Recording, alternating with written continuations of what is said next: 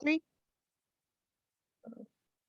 So welcome to Message to Lightworkers podcast, an interview series created to inspire and motivate intuitive empaths by sharing our journey and our healing work.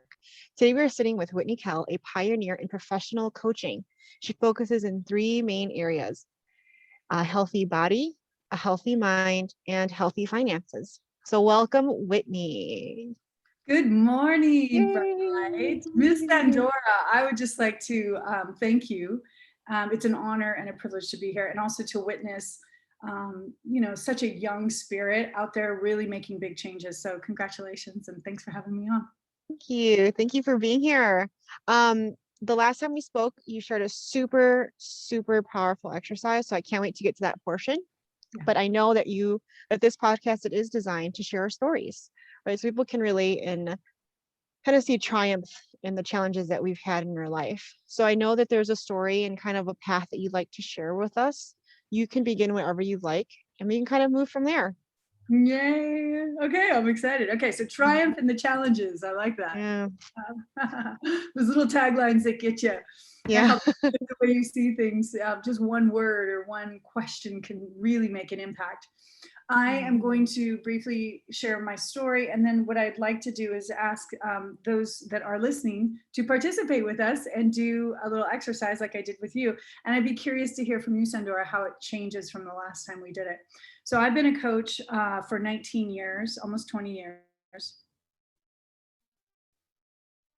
I'm 50 years old. So I started when I was 31, and I'm 50 now.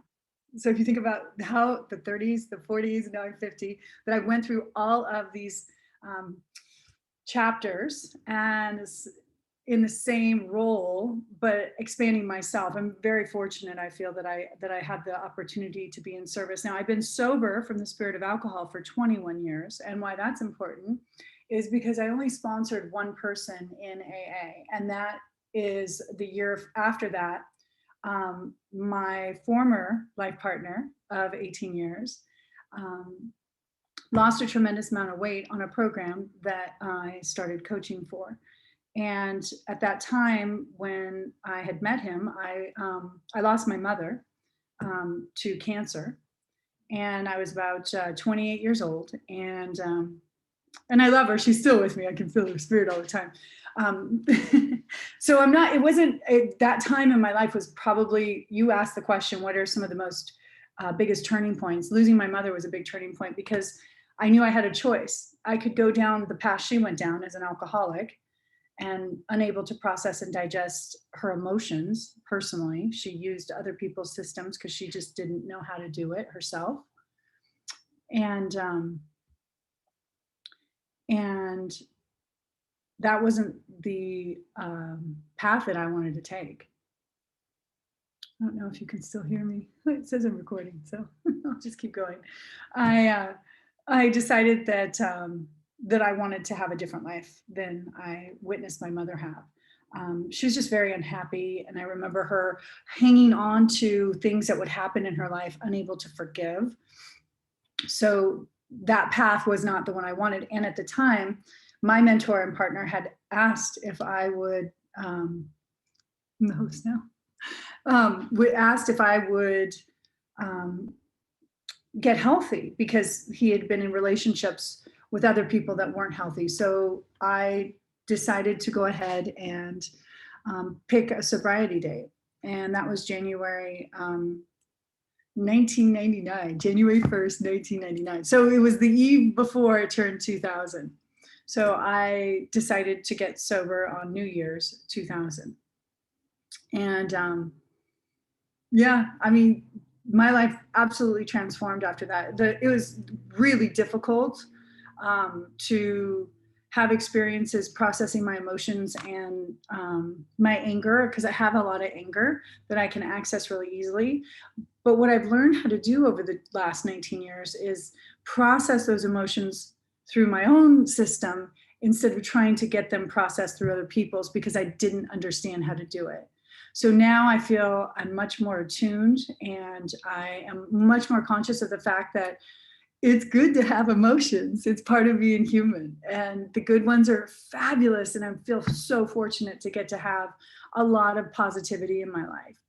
And the challenging ones, the ones that I have to face my own shadows and people's triggers when someone comes into my life and they trigger the wounds from my childhood that I have to face. I find that to also be rewarding now, where I used to really resist and run from pain and discomfort.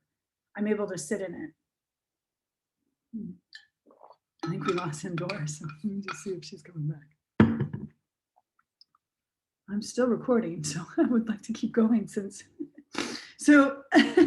triumph in the challenge. So I chose January 1st, 2000 to be my sobriety date. Invited some friends into town, partied like a rock star, and decided that I drank enough for a lifetime. And I wasn't happy when I was drinking. And I had somebody who asked me to step up, first time ever in my life. So I thought, well, why not? I'll see if I can do it. So I had started on my journey in AA, and I then found this company that I became part of developing. And that's where we created content, but we used a big book, just like in AA, they have a big book. And I would coach people on the big book, which was physical, mental, and financial health and well-being, helping people identify where they are, where they want to go. And welcome back. Hi.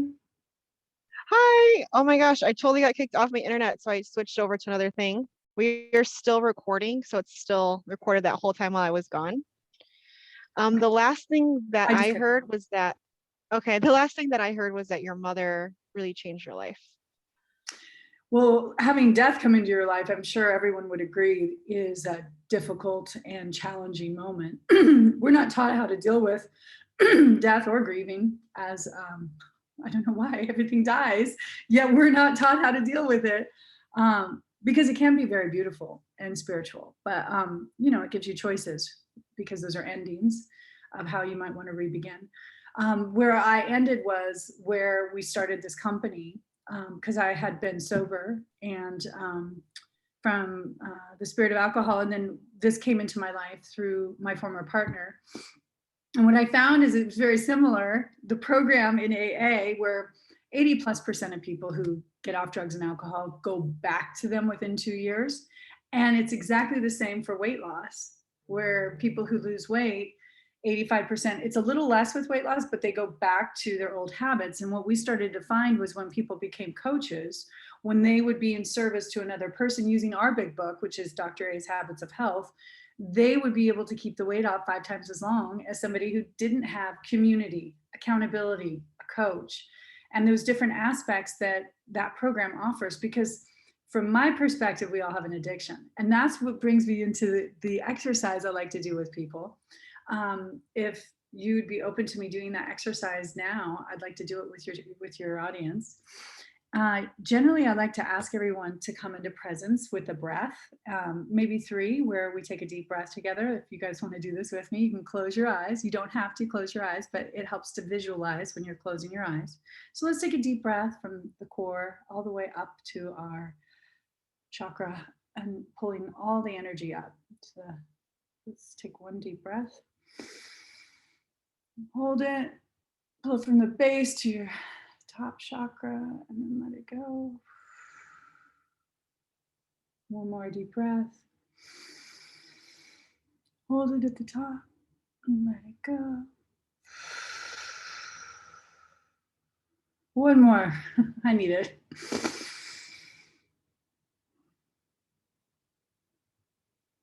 Let it go. With your eyes remaining closed, if they are, what I want you to do is visualize your 10 in physical health. You're at your goal weight. You're at your goal weight. Hold on. You are, there you are. You're at your goal weight. You feel great. You eat healthy. Your body just feels amazing. You can exercise. You are at your 10 physically. And when you are able to see that, I want you to open your eyes. And if you have a piece of paper, write this down. If not, just ask yourself, where am I now compared to that 10? Sleeping well, physically fit, feeling great. 1 to a 10, where are you now in this moment? Sandora, do you want to share? Are you open to sharing where you're at in this moment? Sure. It's interesting because I never get so personal on when I'm interviewing, but I don't mind. So where I'm at, I feel like I'm at like a 7 on the 10 to 7 on the 10 scale. Should I say why? Yeah, please. Absolutely. I noticed that during the sleeping visualization, I'm kind of tossing a little bit. This past week, I've been kind of tossing and turning. I think there's just a lot of changes. So my sleep hasn't been ideal. And I feel like I think I'm a little dehydrated, honestly. Oh, that's great awareness. That one's easy to take care of. And then also muscle toneness. I'd like to be more toned and like stronger in my core. That's always been a super big like aspiration of mine. Hmm. Brilliant. So you can see it. And that's what you really need, is to be crystal clear on where you want to go and what are the things that need to shift in order for you to reach those goals. Let's do mental and financial health next. Is that a good idea? Okay, let's close our eyes and take one deep, calming breath from your core all the way up. Hold it. I like to visualize my crown chakras raining light all over my body. And what I want you to do with your eyes closed, if they are, is imagine yourself happiest version of you. No stress, no drama. You have so much balance, meaning, and purpose. You love what you do. You have time for your hobbies. Your vision of your 10, happiness. Can you see it? So if you can see your 10, life of meaning and purpose, happiness, fulfilled, balance, where are you today in this moment from a 1 to a 10? What would you give yourself a score? This one I feel is a little low. I feel like this one is more of like a 6. A 6 today.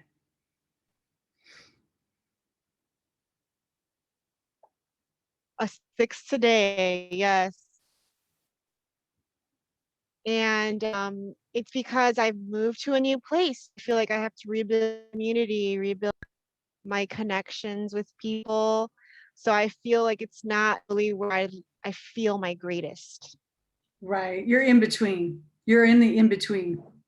I'm I'm so in between right now. So yeah, but I know where I'd like to be. I can see myself and where I'd like to be and how I want to be supported and what it looks like to be Beautiful. balanced. Yeah, transition can be uncomfortable, but you have to go through transition to get to your 10, right? Every time you have a new 10, you've got to raise Yeah. your bar. So congratulations for seeing that. Okay, so we got a 7 for you Thank and a you. 6. Yeah, let's go into finances. Finances can be touchy for some people. Other people don't see it the same. I just look at everything as energy. Our thoughts are energy. Our food is energy, and finances is the energy that I put out to create. The more lives that you touch, the Mhm. the more impact you have, I think the more money you make, which is why school teachers don't make as much as basketball stars, which I had to process and be okay with because it's true. So let's look at your financial health. Let's close our eyes. One deep breath all the way from the core to the crown. Hold it and let it out. Now imagine your financial freedom. You have great income, abundance. All of your bills are paid. You have savings. You have resources to do the things you love. That you could even give away money if that's what you wanted to do. Your 10. And when you can see your 10 of financial fitness, open your eyes and tell me where you are today compared to that number. And this can be very uncomfortable. And Sandora, the fact that you've shared your physical and your mental is huge with your audience. And are you open to sharing your financial? Yeah, my financials also quite low. Right now I feel like it's at a 5. 5. Yeah. And do you feel confident that you know what needs to happen in order for you to move that up as well? You know, let me let this plane pass. Um, but when I look at my 10, I really like I'm building a lot. I'm building like a school. I'm building buildings like for living. I'm doing a lot of donations. Um, and I'm nowhere near able to be able to do that. So like my 10 is kind of big. Right. Um, so like where I'm at right now, I'm at a point where I've used all my finances to just to move and to launch my new program. I have enough to cover my living, but it's nowhere near like enough to be able to fulfill all of my goals, like donate as much money as I like to my charities or really kind of fulfill that 10 of mine. It's not enough yet. Right, right, right. And how old are you again, may I ask? I am 27. 27. I really admire and respect the 10 that you've envisioned for yourself at your young age. As I mentioned, I didn't start doing this till I was 31, and I think I quit doing drugs when I was 21. So the fact that you're 27 and your vision of your 10 is so big is very impressive. I Oh, just thanks. want to say two things. One is the thing that I always ask people when they want to donate, and I didn't hear you say that you're actually donating now, is what I suggest is that you're your number one charity until you are in a position to give away. Because when you don't have a full cup and you're pouring into someone else, you can deplete yourself. And energetically, you're not taking care of your own vehicle, and the universe will respond to that. Mhm. Um, And that's exactly where I am right now. I feel like I just said, I just fully we used all the money for the move, for the launch of the Soul Living Co project and program to really kind of boost our income. But like right now, it's just kind of like that's our goal right now. But like I said, the 10 is so big, it just seems so far away, so far away. It'll always keep too, because whenever you hit your, one of my mentors has always told me that humans are money honey seeking bees, and the progression to get to where we're going, the procession of what happens along the way to the goal is actually the gift. That's actually the goal, is the procession of moving towards it. Because those little wins, it's like Star Wars, when they win one battle and then, oh geez, they've got another battle to go. That's how life is, right? So I just want to recognize you for having big goals already at this age. It's amazing. And, as far as income goes, you mentioned about books, and then I'm going to circle back to your numbers. One of the favorite books that I ask everyone to read, there's several, but we're talking about physical, mental, and financial health. Physical health, it's the book that my coaching system offers that Dr. A wrote. Mental health is The Four Agreements by Don Miguel Ruiz. And financial health is The Richest Man in Babylon. And I can go on and on and on in all three of those areas. But for financial health, it's a tender one for a lot of people, especially people who are spiritual, I find. There is a judgment or a resistance around money, because the shadow side of money can be greed. I went to Standing Rock. That was one of the most transformational experiences of my life, going to support our American Indians who have nothing against a corporation who's got the military that wants their oil that's on their land and is going to take it. And that's the shadow side to me. But the positive side of understanding the energy field of money is in The Richest Man in Babylon. When you start understanding paying yourself first, putting yourself first, having that be part of your story, all of a sudden the universe will respond. And you, as you go out there and continue to produce, because I feel you need to take action as well, you will start to see the results of that. So learning about money, if for those people who are on this call who are resistant to it or say, gosh, have I ever read a book about money? They know their craft. I know Reiki masters who know that like no one's business. But if I ask them about how many books have you read about money or what has the studies been in that area, it's non-existence many times. So let's go back to your numbers. What does it tell you? Let's look at your puzzle. This is your physical, mental, and financial health puzzle. That's how I look at it. So what did you learn out of curiosity, just for you, Sandora, as you're looking at your 7, your 6, and your 5, which, they're all very close, and I want to give you credit, are all actually really good. I've met most of the people who go on my plan before they're ready to make a lifestyle change. They got to be close to a 2, before someone's going to take that next step. So the fact that you're 7, 6, 5, and you're moving towards what you want is impressive. What did you learn from this experience for yourself? What do you feel like your takeaway is?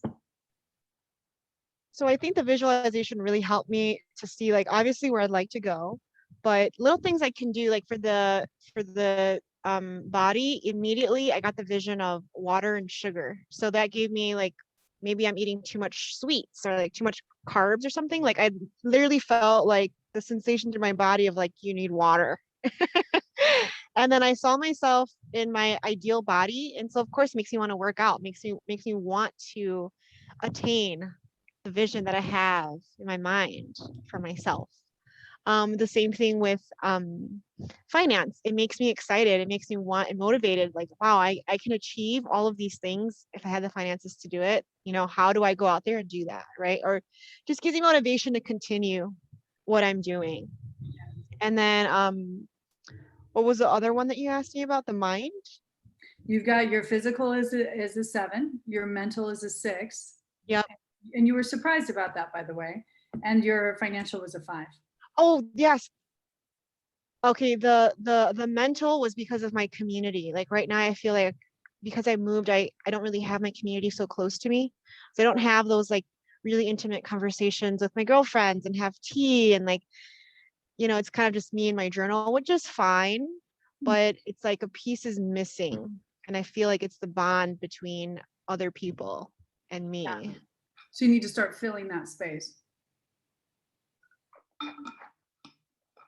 Because there's an open space there, is what I hear you saying. Is that right?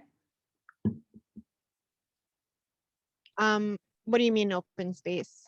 Well, there's an open space by you ending and putting closure to a life in a certain area. All this open space to fill.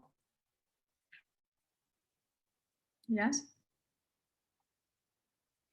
This keeps locking, so I'm just kind of riding the wave when it stops because your face will stop and then it goes. I love technology. Are you there? I'm going to hold the camera. Maybe it'll give me more bandwidth to sustain the audio on your end. Okay. Yes, can you hear me? Yes, I can hear you. And I love the purple. Oh, It's very psychedelic. great.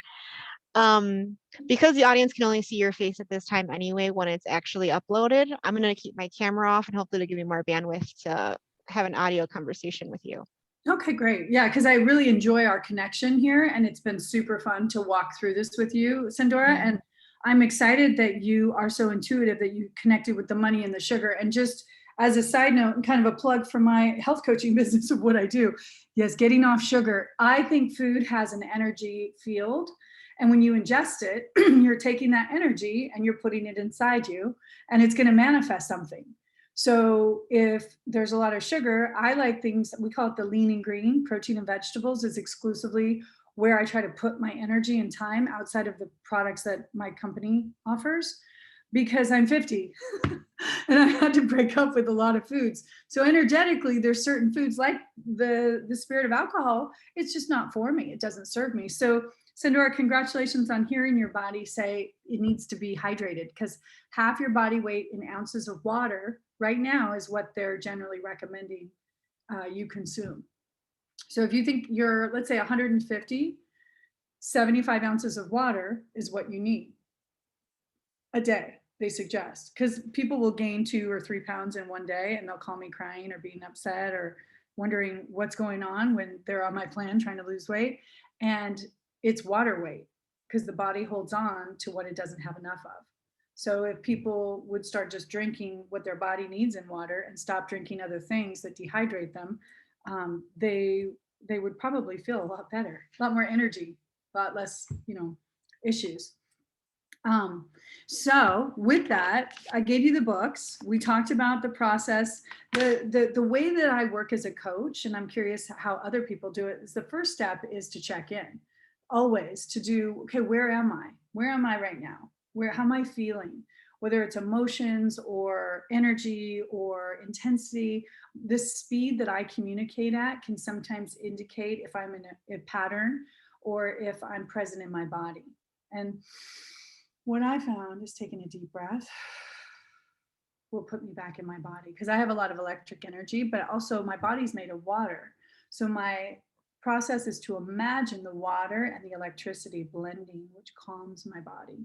And I do a ton of meditation, which is one of the things that I talk to everyone about, because just like weightlifting, meditation is weightlifting for your mind. There is a story I'd like to share, Sandora, about recovering from a current health issue that I just had. Would that be appropriate for this moment? Yeah, actually, I have one insert before you move on to that story. Is I noticed that you listed the body health as number one in your list. I was curious, what is so important about the body health that kind of kickstarts the mental and the financial health as well? It's a great question. Well, you've heard the body is the temple, right? Your body is your temple. We're spirits, and I think most of the people that you have as an audience believe that we are spirits embodying this body. And so we get this body for a certain period of time until you get to be my age, 50. It starts to hurt because you've overworked it in certain areas, and, or you have a health condition, which most people have a health condition at some point in their life. So the more you take care of your body, the more consistent you are at stretching, breathing, exercising, sleeping, those things that are necessary for our bodies to function properly and to feel our best. Drinking water, we're made of water. So it would make sense that you want to continue to flush out the system with water. And that connected to every other part of your life. If you're in, would you all agree? If you're in great shape and you look in the mirror, you're much less likely to say, oh, I look fat, or, oh my God, this outfit looks, I need to lose weight, or whatever the self-talk is. When that quiets, the mental health goes up. Yes or no? Yeah, I agree. If you have higher self-esteem, there's less chance of those negative self-talk to kind of penetrate throughout our day. Yeah, absolutely. And they found, in addition to that, if you're healthy, you're less likely to miss work. Now, we've heard all about how, you can also be discriminated upon based on how you look, which I think is true. And so I think that the physical health, that is the infrastructure of everything else in our lives. When you're physically healthy and you feel good, you can let certain things go by that you don't have a big issue with. You're not going to have as high health insurance, life insurance.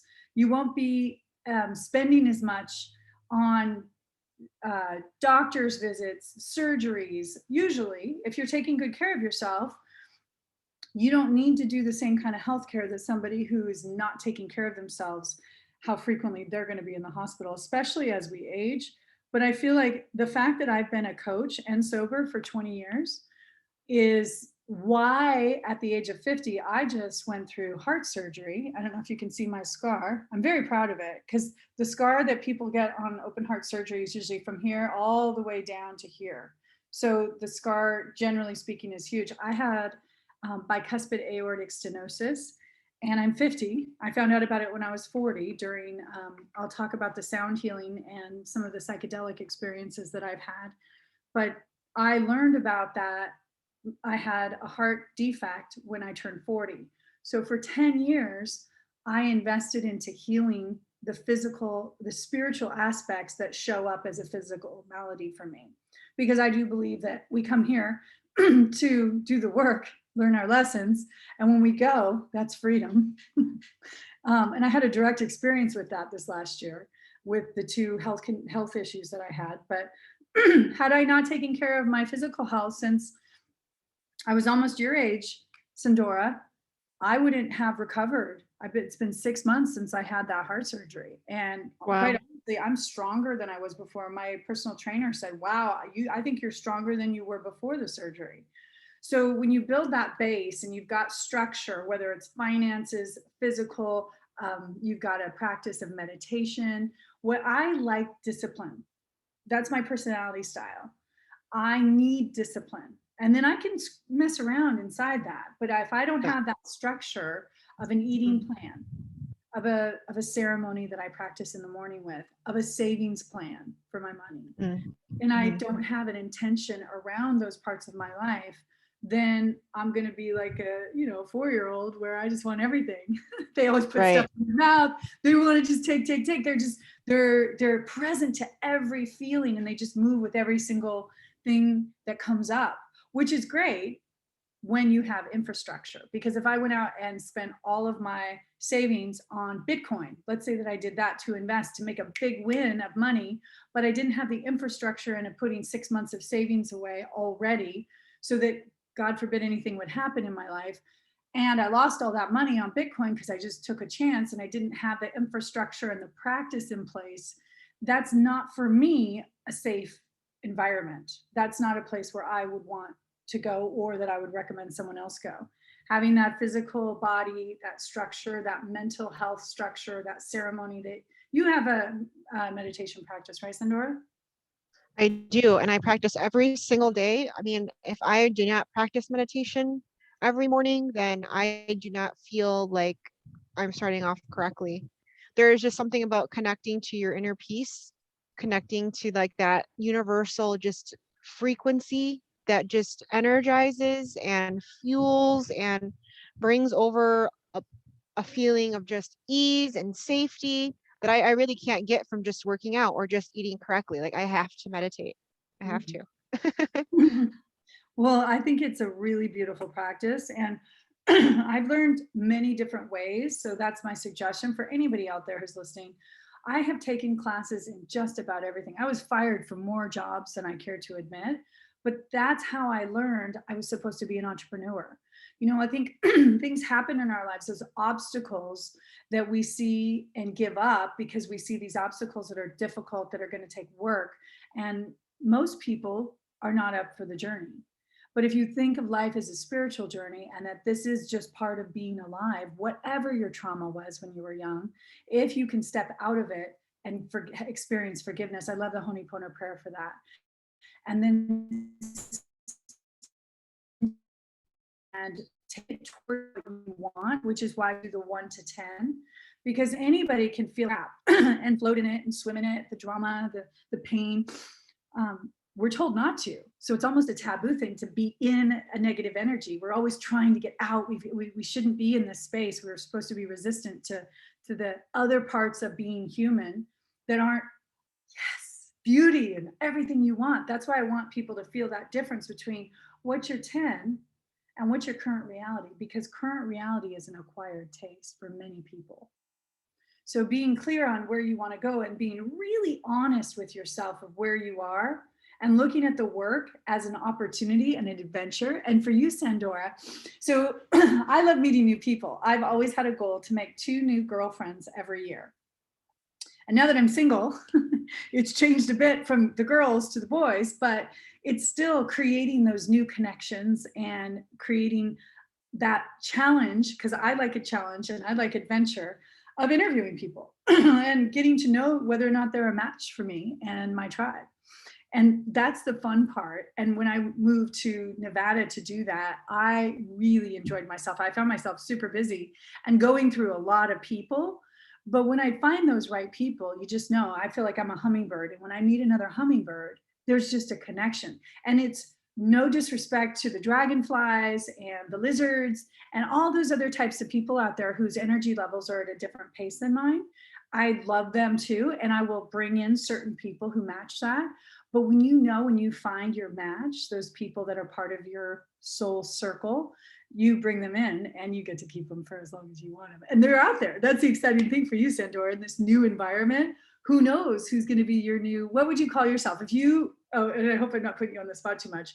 I'm guessing you've thought about this. If you had a spirit animal, mine's the hummingbird because she's feisty, but she can move all around, and the dragonfly in certain environments. But what would your mystical, magical animal be if you were thinking of yourself? If you were looking Yeah, for. well, in my work, I've definitely met them, and the 2 that I have with me are currently are the deer and the jaguar. Wow. Wow. You mean, oh my goodness. I could see the deer with your bright eyes and your gorgeous face and your smile and your innocence. I got the deer. Tell me more about the jaguar. So that one is interesting because that one's been around for a very long time. And when I actually did a journey with the jaguar, it's really the part of my personality that is the fearless one, the fearless part of me that's not afraid to start a business, not afraid to meet a new friend, that's very earnest and like very visual and knows what she wants and like kind of goes out and hunts for it, right? But the deer part of me is kind of like how, like you said, it's the how I speak what the jaguar wants, if that makes sense. Absolutely. Well, the jaguar is hidden because the jaguar hunts at night, while the deer can be seen during the daylight hours, usually during twilight, but that can bring you in that doughy, sweet. And then here comes the jaguar. I just love the visual with that. Interesting. So I think it And that's helps. exactly how it, Go ahead. I was saying that you kind of were spot on. That's exactly how it feels inside as well. And when you name it and when you know who you are, there's so much freedom in that. I was at a spa, and not that everybody wasn't super sweet, but I didn't find my hummingbird until I met an American Indian woman who was living on the location. She wasn't necessarily one of the speakers or one of the people that were the people. She was somebody that was in the background, and she's the one who I just connected with instantly. Knew you there's a knowing. And it was okay, even though I sat alone and ate alone, I really enjoyed the presence in the moment from with myself and appreciated the different groups that did find each other, and knowing that they're just a different animal type than I am, or just a different connector, different energetic field. I felt wonderful being on my own. And then lo and behold, they sat her at my table. Spirit brought somebody in who was a match. And then it got even more fun, because then I had, first of all, I appreciated and was grateful for the fact that I was able to sit in the discomfort of being outside, because I didn't have people that I came with. I was by myself. I didn't actually find a tremendous number of people that I connected to. Not that they weren't sweet. I don't drink alcohol. I meditate. I'm very spiritual. So there's a very specific, and I'm very smart and heady, and intense and deep. So we're not going to have probably, that's not my favorite conversation to sit down and talk about whether or not the newest fashion show or TV show or anything like that. I don't watch TV. So not always can I connect with everybody.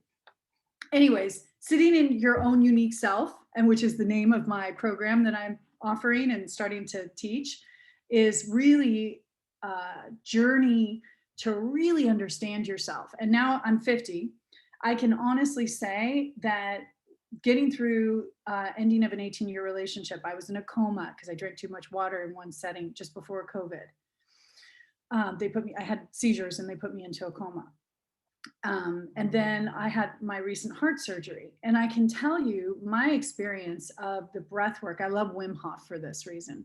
Just going inside and being with myself, using my hands through my heart to heal my own vehicle, my own body, knowing that I have that temple, this energy field that I can access to connect with my soul and with my heart. And what I found so miraculous is on the days when it was the hardest, or even now, when I deal with things that are resistant or that are very difficult, when I go inside and I do that inner work, the breath work, the deep meditation, sometimes I'll meditate for an hour in the morning. When I start to feel the release and I no longer have that heaviness of the thoughts that I'm creating, then I have a lot more freedom to create the things that I want. That's why I think meditation is so important, because a lot of people just get up and they go out in the world and start creating with all this heaviness on them. But when you allow yourself to drop into your own spirit, to your own connection, that can lighten up other people's energy, their thoughts, or whatever is weighing on you. And then you're free to create and do things in the world that are most important to you with the highest energetic field. Because that's what happens. We go out there sometimes because we didn't do our work, we didn't take care of our own vehicle, and we're trying to pour into other people. And sometimes it can come in as manipulation, or we're trying to get our own needs met through them. And that can be a little,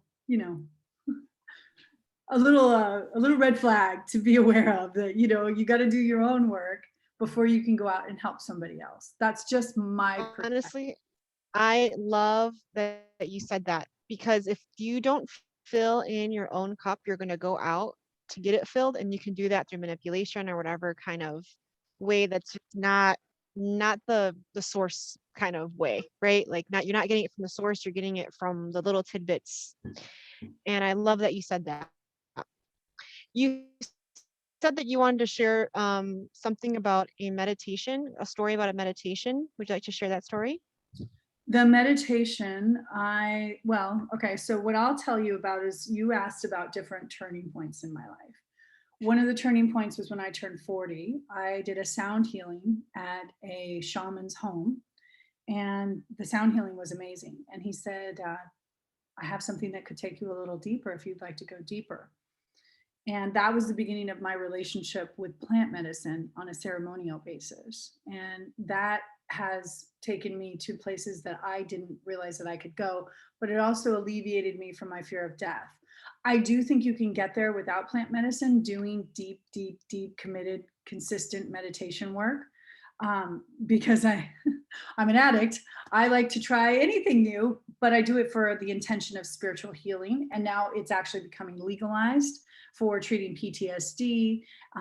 They've shown that certain microdosing of different hallucinogenics can actually bring balance. There's a lot of great information. I feel like I've been a pioneer in just healing my own soul. And every time I do a meditation, or I do a medicine work, and I do a ceremony, every time I do my own work, I believe it heals the whole planet. It gives another vibrational raise. So anybody reaching or wanting gets that bump up, because I've taken this field that we're all participating in. You know, if you think about the breath, we all breathe it. So technically, to me, no matter what your belief system is, I'm not taking that away, but it's God energy, because we're all breathing it in universe.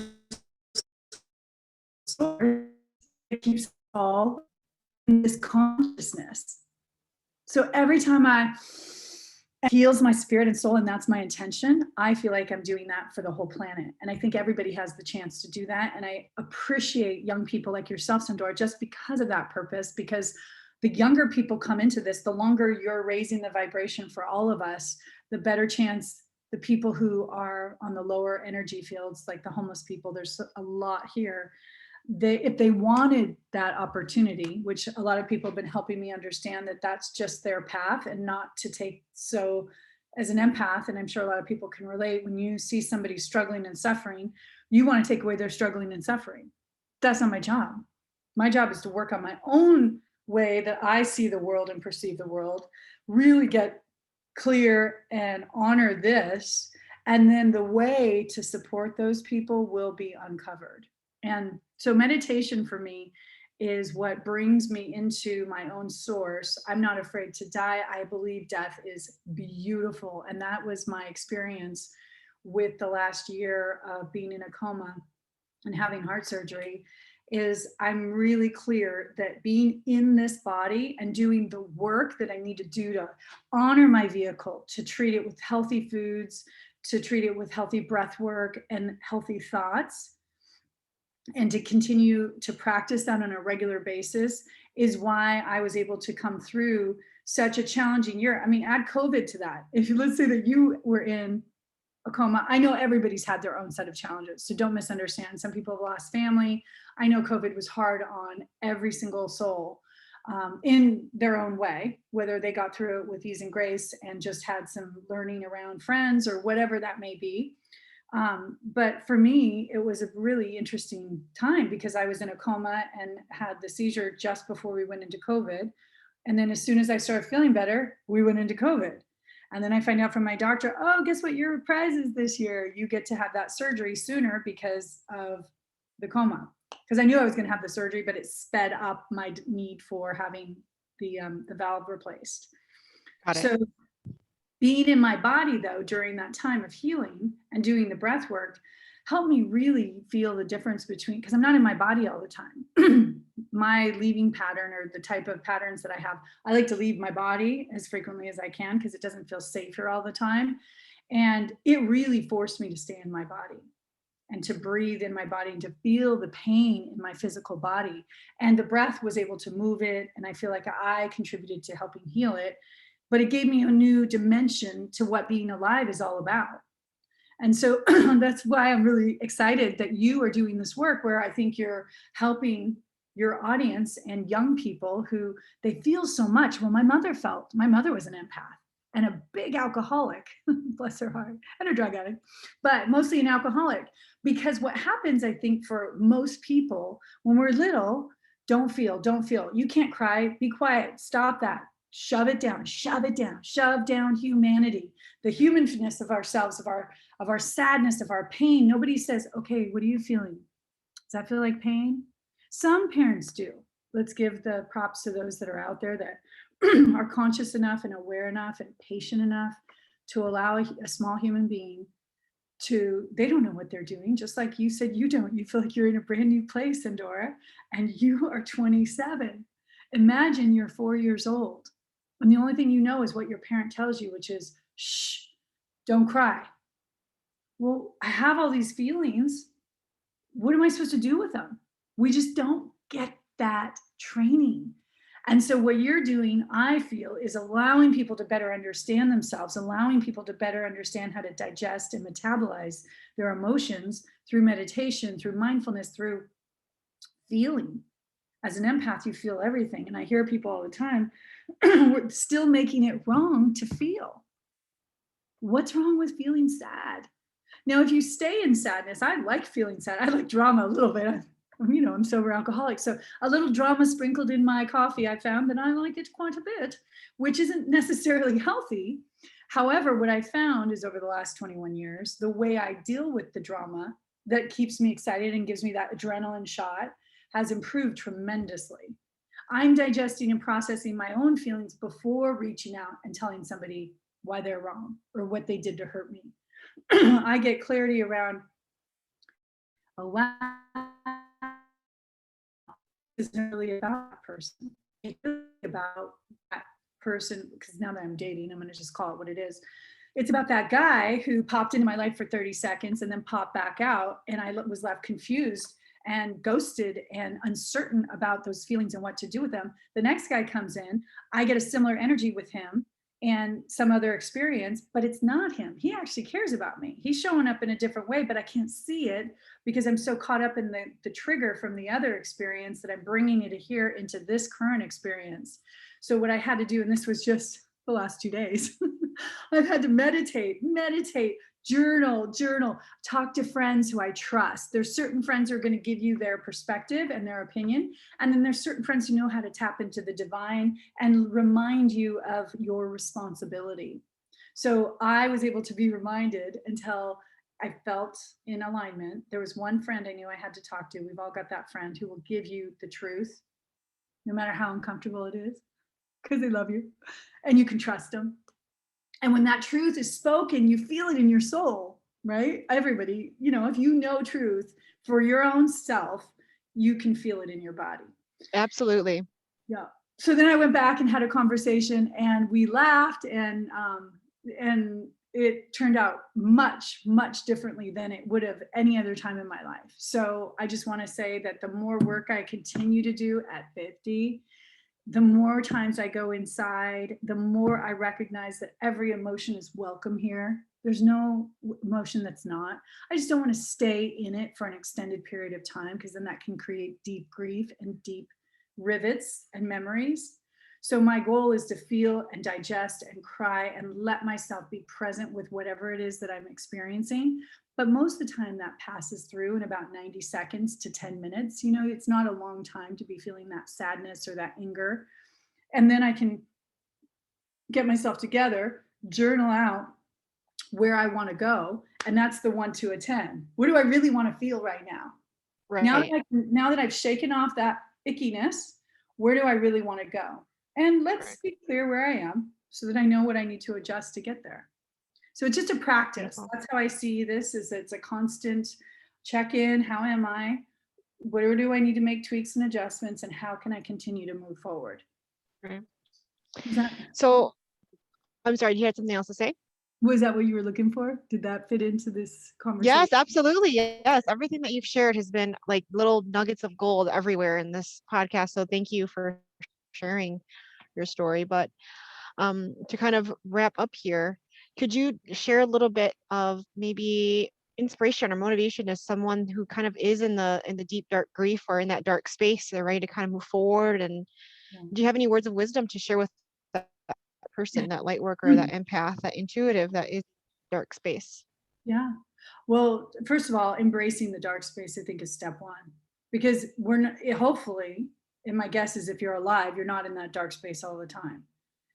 But it serves us in some ways. So, really embracing the human experience of being present with all your emotions and welcoming them, embracing them, feeling them, breathing into your body and asking, what is that emotion connected to? Sometimes you can even ask the question, when was the first time I felt this? And getting out the journal. Because my mom used to say, writing down your goals and your vision brings it closer to God's ears. And for me, what it does is, just like meditation helps to dissipate that anger and that emotion, because then I get to go inside and I get clarity and I digest and metabolize. The journal takes it out of my head, puts it on paper so it's manageable. So I'm able to see, what am I feeling? And the questions that therapists that I worked with for years taught me was pies. They teach this in Hoffman. I went to Hoffman Institute for a bit as well. Physically, what am I feeling in my body? Intellectually, what am I thinking about? Emotionally, what emotions would I tie to these thoughts? And then the final question, which is, like I said, important for you to move forward, is spiritually, what do I want? So take time to ceremonialize the energy that you move through your body and appreciate every aspect of it, because you're creating it. And I know a lot of people like to believe that it's something outside themselves that's creating it. But are just because it's a thought we keep thinking. And Abraham Hicks says that, which is going to lead me to my tool that I would suggest that anyone who's struggling, for me, what worked when I went through my 18-year conscious uncoupling with my partner, business partner and life partner, I listened to The Vortex by Abraham Hicks every day for at least 15 minutes. Now, what I didn't know is that you can go on YouTube and download Abraham Hicks. She has tons and tons of videos. So had I known that then, I probably would have, I do now, I would have listened to different variations. But I took her book, The Vortex, and I just, on my walks every day, I would listen to a minimum of 15 minutes. Some days I'd listen to the whole book because I just couldn't do anything else. And that, in closing, is my final recommendation. Those days where you really just can't get out of bed, do 3 things, 3 simple things for yourself that the next day you can look back on and say, well, at least I got something done. That could just be making your bed, could be taking a shower. You don't know each day what it's going to be, but move in the direction of where you want to go and visualize and take care of the vehicle that's creating those thoughts and emotions and energy. If you think about, from the example of food, and Sandora, I don't know why your body's asking for more water, but maybe you need more fluidity. Maybe you need to move energy a little bit more. And that is how I think our bodies talk to us and how they produce every other part of our consciousness. So I balance my blood sugars with the program I use. I would be diabetic right now if I hadn't found that. My blood sugars would go like this, and that's a rocky ride for anybody. So now my blood sugars go like this, and that's connected to what I'm putting in my mouth. And remember, sugar jacks up your blood sugars and crashes them down. So that's kind of part of the energy that I would suggest, where you look at all aspects, your physical, mental, and financial. Where do I need to make subtle adjustments? Little tiny things add up over time. Like for you, Sandora, these moments, this podcast, it's practice. So what if it got caught a few times on technology? You are doing the doing. I've had events where one person came. I still put the event on like it was a full house. And that is why I've become a success and continue to move forward, because I don't look at the things that aren't working as failures. I look at them as lessons. And I think everyone could benefit from that, of realizing we're just here to learn about ourselves. That's my opinion. And I really enjoyed being on your podcast and practicing my craft of sharing my story. Thank you. Thank you so much for sharing your journey, sharing all these techniques and tools that we can use for all the listeners. If you want to learn more about Whitney's program, I will leave all of her info in the info box below. Thank you again, Whitney, for being with us. I appreciate you. We appreciate you. Thank you. My pleasure. Ciao, ciao.